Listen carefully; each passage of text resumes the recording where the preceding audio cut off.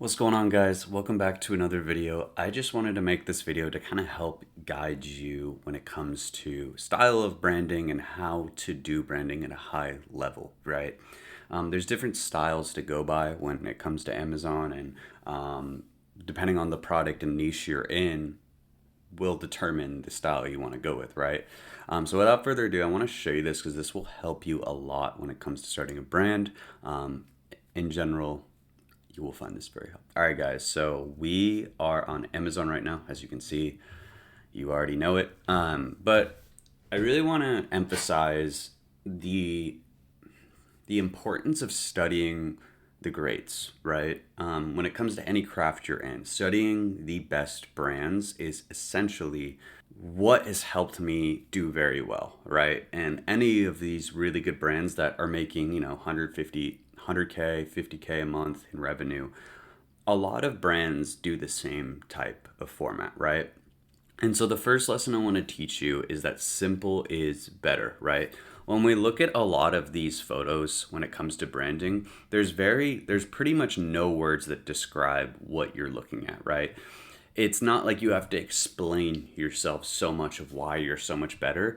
The less words you use, the better when it comes to high value, because when it comes to branding, you want to essentially just show rather than explain, right? If that makes sense to you, comment down below. But that should hit you really hard, is that we think that we have to explain ourselves so much when it comes to differentiating ourselves, but we should be able to show it and then explain, right? I can try to explain to you why I'm such a good basketball player, this or that. Like, let's say if I was an amazing basketball player, but you're really only gonna know if I'm good if you actually see me play, right? It's the same thing with this, right? You look at all of these top brands like Woobles, who is more of a cute branding. You see that they do way less explaining, right? It's just a few words for complete beginners, a few words of what they have, and they're doing more showing than explaining. This is the type of format you want, right? And you can see with Olipop, I drink Olipops all the time because they're really freaking good and they low sugar and it tastes just like soda, right? But I also just love their branding. I love their logo and how it's kind of like at a tilted like this. I love that it's not too many words on it. It's not just too complicated at all, and it has everything that you need, right?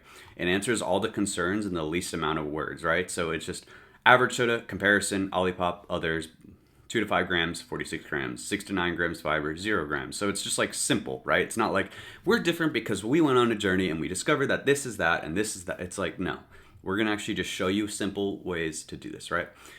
Next thing I want you guys to learn is based on the market you go into, will determine the type of branding you want, right? So there's cute branding, there's bubbly branding, and there's also like edgy, right?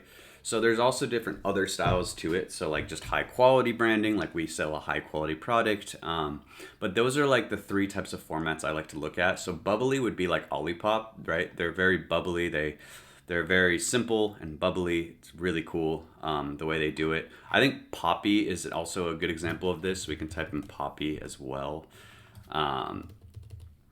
And they essentially have really bubbly branding as well. So it's kind of just like cute colors, really chill colors. So you can see none of the card colors are hardcore and like dark. They're really simple and cute and bubbly.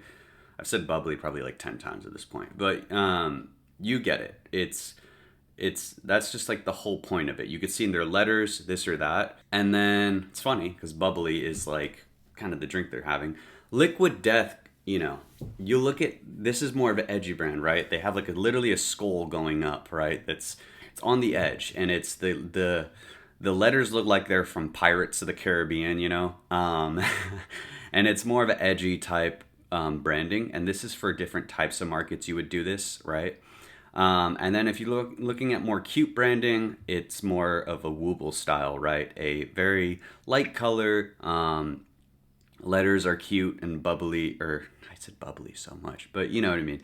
Very cute, simple, on that edge of side of things. So study who your customer is when it comes to these three style formats.